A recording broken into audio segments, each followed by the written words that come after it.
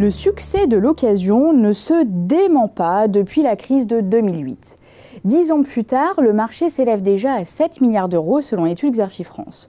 Au-delà de la traditionnelle recherche de bonnes affaires et de compléments de revenus, cette belle dynamique tient aussi à la prise de conscience écologique qui favorise l'économie circulaire et la consommation collaborative.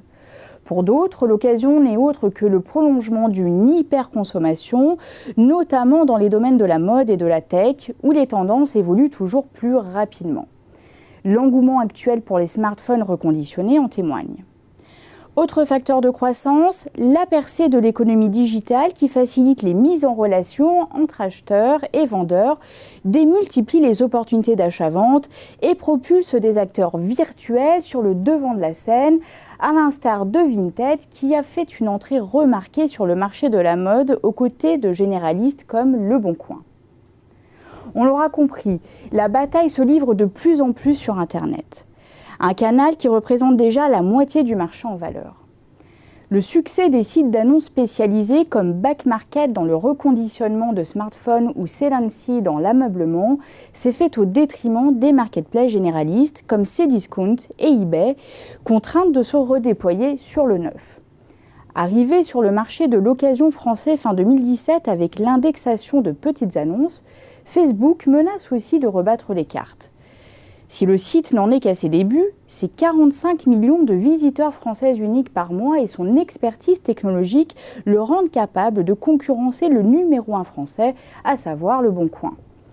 Dans ce contexte, les enseignes physiques spécialisées dans l'occasion, telles que les antiquaires et magasins d'achat-vente et dépôt-vente, ont fort à faire pour défendre leur part de marché.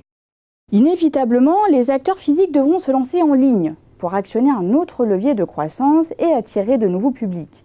C'est d'ailleurs dans cette perspective qu'Emmaüs a ouvert la première place de marché solidaire en France fin 2016. Les enseignes d'achat-vente misent sur des stratégies Web2Store et renforcent leur implantation en centre-ville. Les pure players pourront quant à eux faire le chemin inverse en développant une présence physique temporaire ou permanente pour faire connaître leur marque et compléter leur offre de services. Les acteurs du web peuvent ainsi chercher à s'appuyer sur un réseau de magasins physiques pour faciliter la remise des produits achetés en ligne. Rakuten s'est ainsi associé à EasyCash avec à la clé pour l'enseigne d'achat-vente une opportunité d'augmenter le trafic dans ces magasins dont l'offre se recentre sur des produits high-tech reconditionnés générant des marges plus importantes. Les magasins spécialisés dans l'occasion pourront aussi jouer la carte de la confiance en proposant une garantie à leurs acheteurs et un rachat immédiat aux vendeurs particuliers. Finalement, peu d'enseignes de vente de produits neufs ont véritablement percé dans l'occasion. En vérité, beaucoup de ces distributeurs donnent l'impression d'avoir subi l'explosion de ce mode de consommation plus qu'ils n'ont cherché véritablement à l'exploiter.